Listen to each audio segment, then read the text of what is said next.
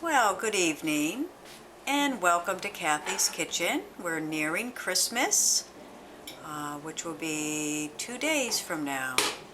So our kitchen is filled with wonderful smells of all the spices and all the herbs that are happening. And I have a new addition to Kathy's Kitchen, and it is my husband Henry, my Frenchman, Henry Lanuette. Hello everyone, bonjour to my French friends. Today we are making creton. Creton is a traditional Quebecois treat. They serve it all year, but I know it for the holidays. My memere used to make it. My dad for years referred to it as gorton. And he would always tell me that memere had made corton. And I thought, well, how do you spell corton? And what is corton?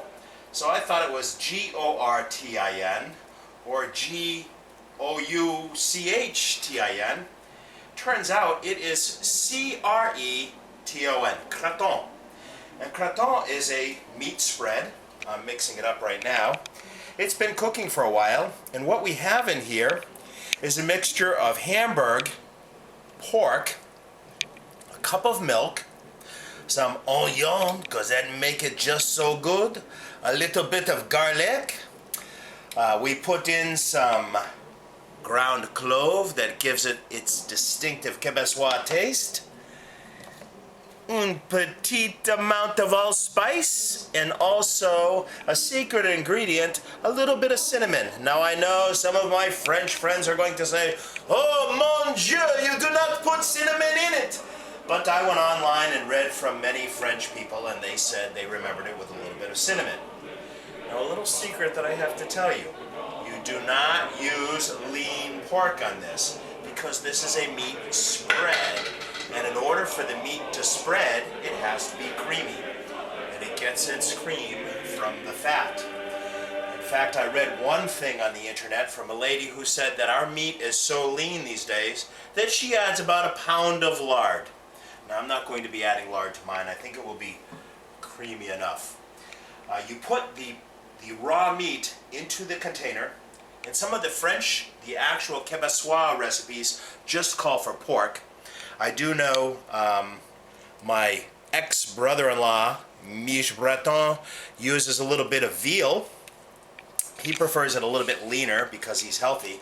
But I put in pork in Hamburg, and it is not browned. So you put the pink meat in, you allow it to cook, you put the milk in, you put the onion in, the garlic in, and the spices, and you cook it for about an hour. Now that it's been cooking for an hour, I'm going to add the breadcrumbs. It would be better if I used fresh breadcrumbs, but I'm lazy and I'm just making creton, so I'm going to mix this in. We recently had real French creton in Sherbrooke. We were up there for a Harley event in Sherbrooke, and they actually served it with breakfast.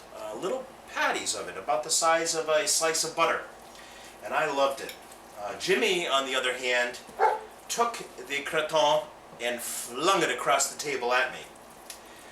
Once this cooks a little bit more, what we're going to do is I'll either put it into a food processor or use an in-the-pan blender to smooth it up, because you want it to be very smooth, almost like a pate.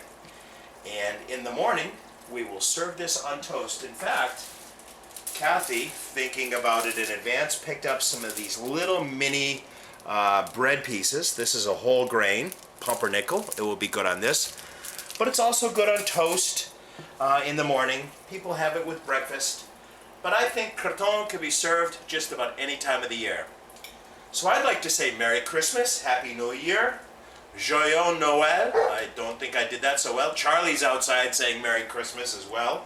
He wants to come inside and have a little bit of this creton. And until next time, I hope you enjoyed this trip to Kathy's Kitchen. I'm Henry. Merry Christmas.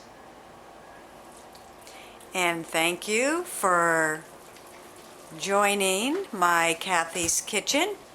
And hopefully, maybe in the future, we will cook up some other very delicious recipes that all of you would like to try. And so far, the ones that we have done have turned out very good and very delicious and very easy. Merry Christmas, Happy New Year to all.